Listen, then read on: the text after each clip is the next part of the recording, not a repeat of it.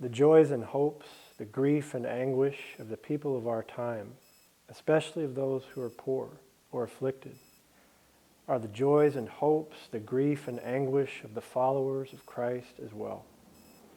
Nothing that is genuinely human fails to find an echo in their hearts.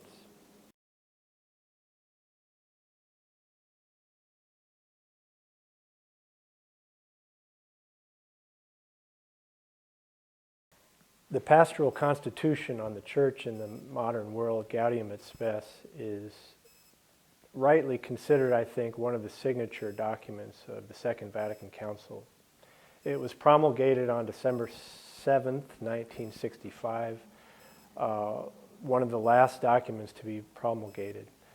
And many would say that Gaudium Et Spes is the document that most captures the spirit of Vatican II. Right out of the gate, the Council sets a new tone in church documents, a tone of dialogue with the modern world. No council had ever attempted anything like this, a true dialogue or conversation with the people of the modern world. And right out of the gate, its language is powerfully invitational, suggesting that the church lives not apart from the world, but in dialogue and solidarity with the human community, especially those who are suffering or afflicted in any way. The joys and hopes of the people of the world are the joys and hopes of the people of the church. And so with those opening lines, the document really sets a tone that will carry through the whole document, and which people today still read with and reflect on with great wonder and hope. It's a vision of the church, as the Council puts it, the church as a sacrament or as a kind of a leaven or a seed of hope and solidarity and friendship with people everywhere in the world today. There's a wonderful moment early in the Council in the first session, 1962, when Brazilian Bishop Dom Helder Câmara stood up before the Council Fathers. This is after many of the first drafts had been rejected, and said, "Does the church intend to say anything about the great problems of the world? After all, we live in a world where 2/3 of the people are dying of hunger." And that question really stuck in the minds and hearts of the Council Fathers. Gradually, they determined that yes, they felt compelled to say something about the modern world that people were actually living in today. Another key moment was Cardinal Swenin stood up before the Council Fathers and suggested that part of their deliberations would focus, as is traditional, on the internal life of the church. What do we say about ourselves as the people of God? But then Swenin says, we also need to say something about the world out there, how and our relationship to the masses of humanity. And so he proposed an organizing structure for the Council that really helped set the tone early, that part of Vatican II would be about the internal life of the church, but also the Council Fathers determined early on that they must say something about the condition of the modern world today and the church's role as a sign of hope, of friendship and solidarity with the vast numbers of people in the world, whether Christian or not, whether Catholic or not.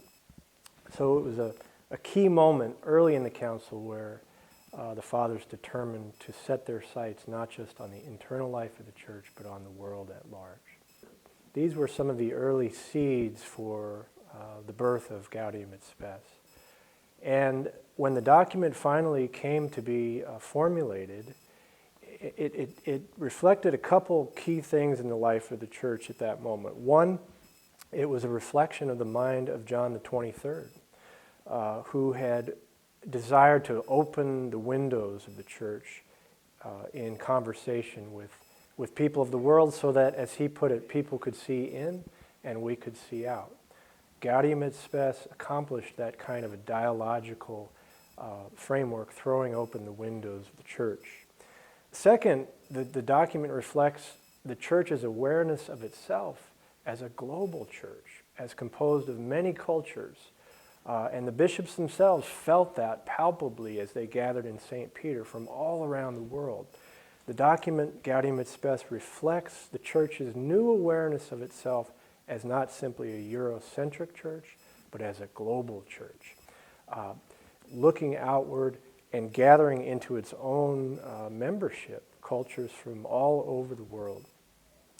And one other very important theological point about Gaudium Et Spes.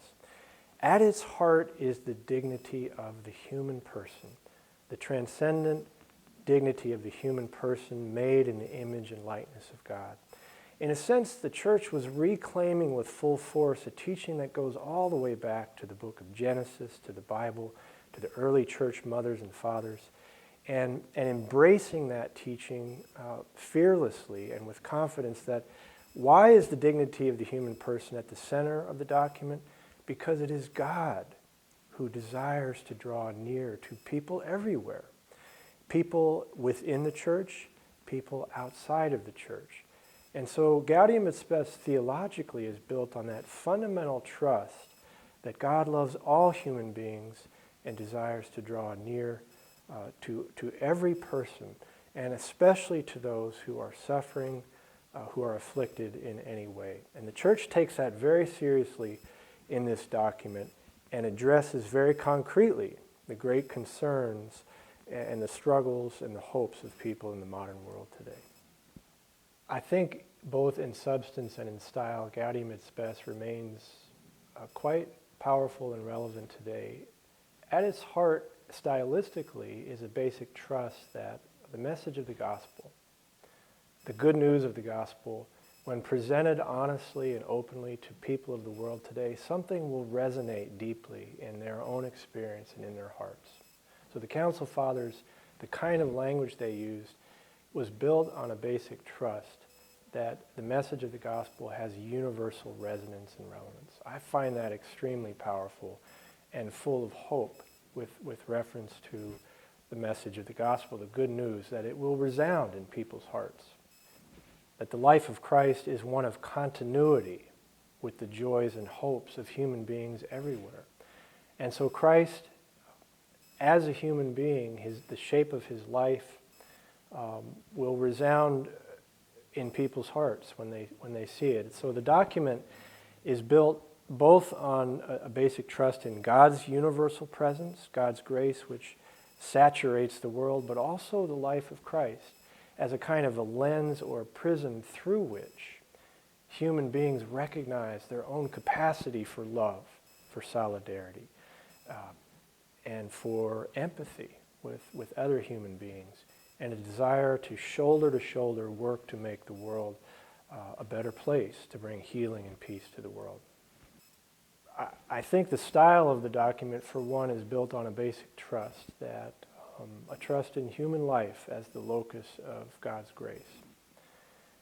Whether in the church or beyond the church, we have a great message of good news to share with the world, built on the life of Christ and built on creation itself, the good news of creation itself. And so both in spirit and in content, that dialogical impulse of the document I find incredibly hope-filled and inspiring. In substance, I think the document is powerfully prophetic.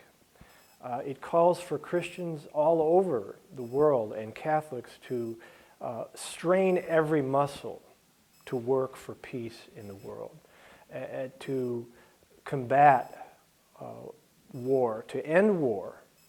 I mean, it's very prophetic in its call for war no more, and that Christians should be straining every muscle to work for peace in the world, to build bridges across cultures, across nations, with our neighbors from other religious traditions, with our neighbors who may self-identify as atheists, as non-believers. And in that sense, the document is very much a call to worldly engagement, to use the gifts that we've been given by God, whatever our particular gifts may be, as lay folks, in the world, in a secular world, to work with people of goodwill everywhere to bring peace, to bring healing, to bring understanding between peoples who are presently divided.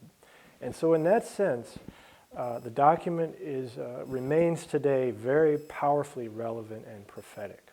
And I find a source of great hope and inspiration there. What gives me joy, what gives me hope is the students that sit in front of me. Young people today who are profoundly, full of life and energy and a desire to change the world and to give their gifts over to, in some way, to the transformation of the world. That sounds very idealistic, and it is, but it's beautiful and it's true and it's good. And so what gives me hope about Catholic education today is the people, my fellow colleagues, administrators, and above all the students, all of whom carry in their breast a latent desire for good and to transform the world. So Catholic education at its best, I think, seeks to awaken that desire in young people, the desire to do good, to help them think about what are my particular gifts, how might I be able to give those gifts over to the world. Do I want to be a doctor? Okay. But do I want to be a really good human being who happens also to be a doctor? So liberal arts education at its best, Catholic liberal arts education at its best, seeks to awaken and cultivate those desires in our students when they walk in the door. And so it doesn't happen every day in the classroom, but when it does, there's that kind of electricity in the classroom built around the circle when students are engaging with each other, with their teacher, with the material on their desk, and it's electric. And some days I'm tired, some days I'm not so hopeful, other days I walk out of the classroom just electrified. My goodness, what in the heck just happened there? And it's really, it's a beautiful thing, and so I feel extremely grateful and privileged to be part of Catholic education.